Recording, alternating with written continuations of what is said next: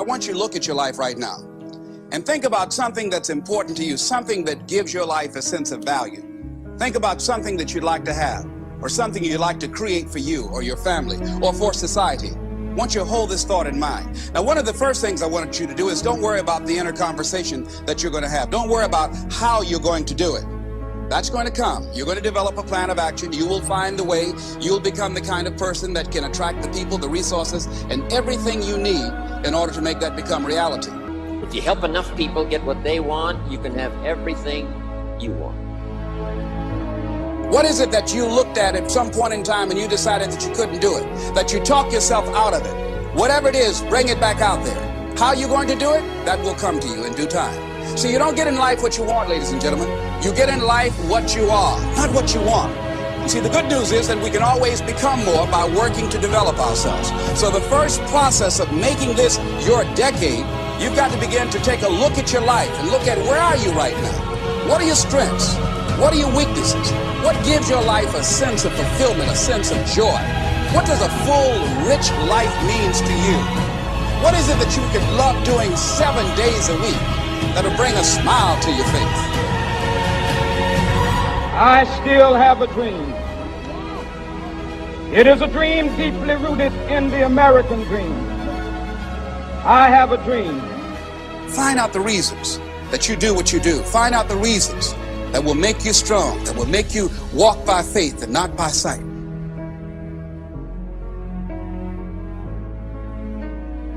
See, I know something about you, even not knowing you, that you've got greatness within you. You have the ability to do things that you can't even begin to imagine. You have talents and skills in you that you haven't even begun to reach for yet. Let's keep it real. If it was easy, everybody would do it. When you're working at your dream, somebody said the harder the battle, the sweeter the victory. Oh, it's sweet to you. It's good to you. Why? See, when it's hard and there's a struggle, see, what you become in the process is more important than the dream. That's far more important. The kind of person you become, the character that you build, the courage that you develop, the faith that you're manifesting. Oh, it's something that you get up in the morning, you look yourself in the mirror, you're a different kind of person. You walk with a different kind of spirit. Doesn't matter what happens to you. The only thing matters, what are you going to do about it? Easy is not an option.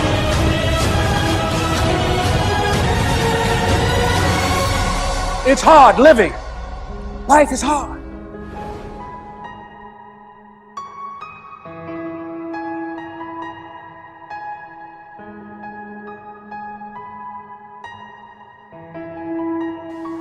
If you don't develop the courage to do that which has been given you to do, and you spend a lot of time going around trying to convince other people or trying to get their approval, what will happen is that you will lose your nerve.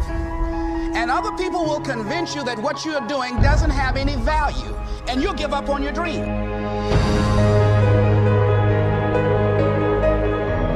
We go through life trying to seek security and not coming outside of our comfort zone, and we take most of our stuff with us to the grave.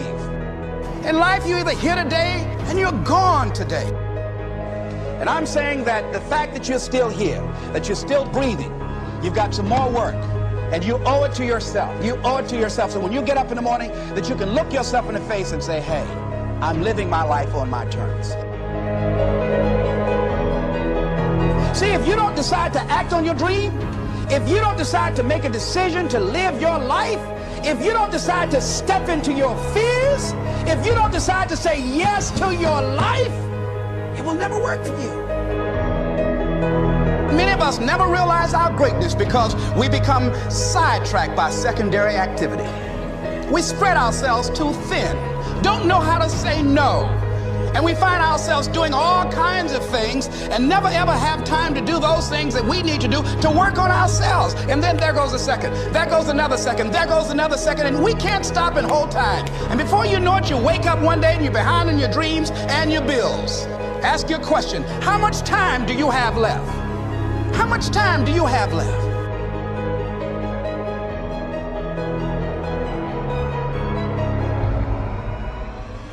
decide that you're going to take some time to work on you, that you deserve that from yourself, that your life deserves. It's very important. You owe that to yourself.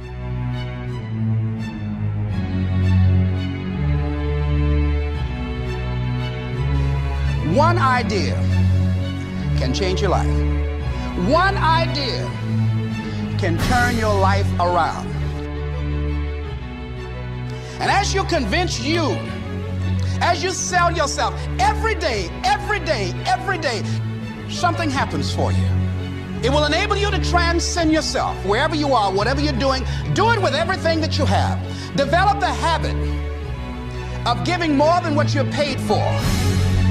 If there's something that you want and you're hungry for it, you've got to do whatever is necessary until. And when you give the best you can and that's not enough, you must do what is required. When you're hungry, you don't care about the facts.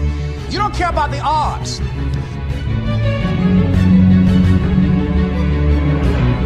When you step into your fears and continue to push yourself to go on, you begin to see things that have been standing there looking you in the face saying, I can't believe this has been here all this time.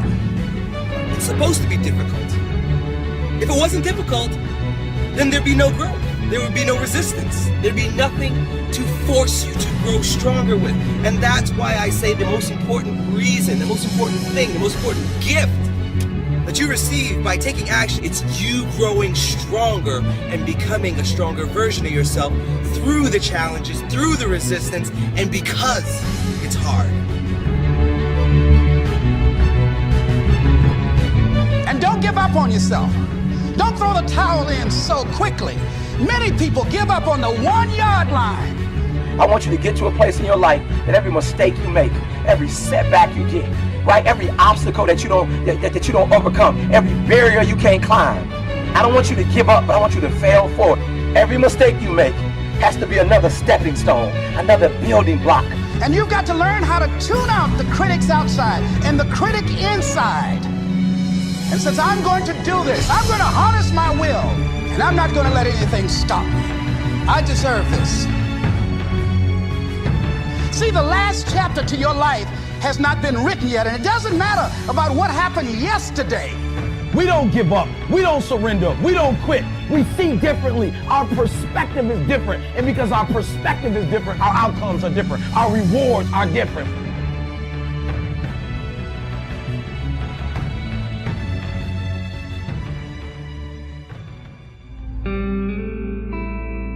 You don't have to force yourself or motivate yourself to think negatively, to be depressed, to hate somebody, to want revenge, to want to get back at somebody, to beat yourself up over the head, to feel loaded with guilt. You don't have to make any effort to do that. Your mind is on automatic. It will do that by itself.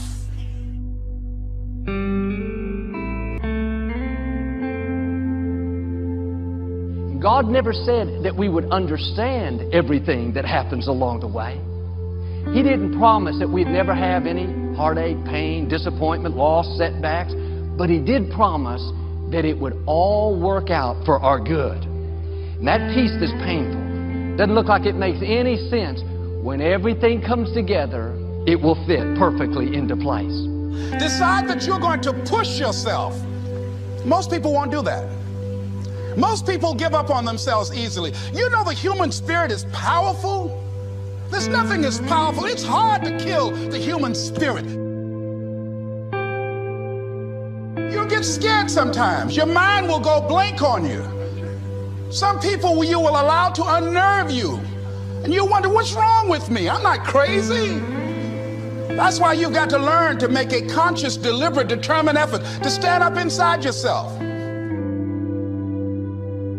See, but will cause you to procrastinate. But will cause you to hide out behind fear.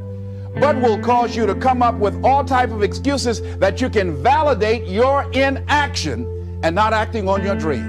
And right now, more than ever, people need to look for ways to live their dream. People need to look for ways to make it on their own. There is no such thing as job security. There's no such thing as a storm-proof or tragic-proof life. We all go through disappointments, setbacks, loss. Pain is a part of life. I'm in control here. I'm not going to let this get me down. I'm not going to let this destroy me.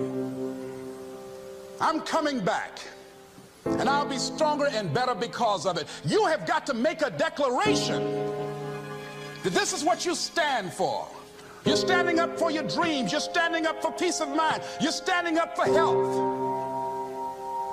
You want it. And you're going to go all out to have it.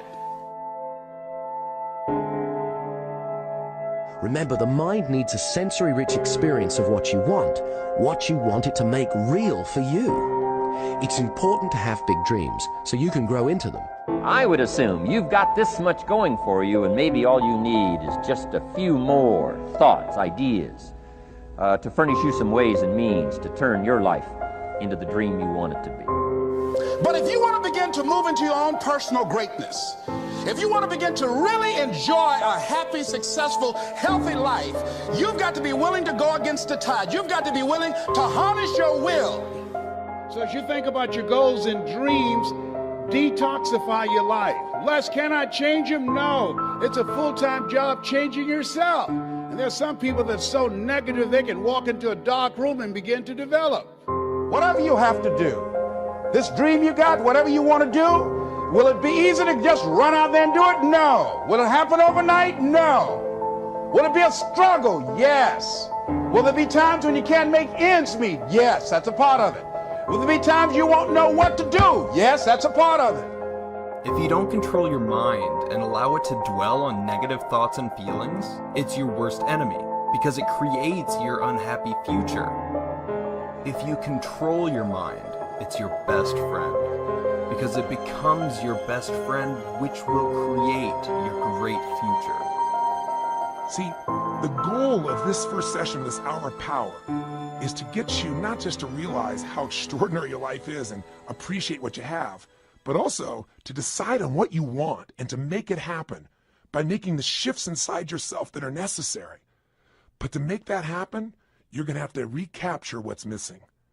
Not only what you want and what you need, but if there's one thing missing from most people's life today because of the way we live and technology, it's time.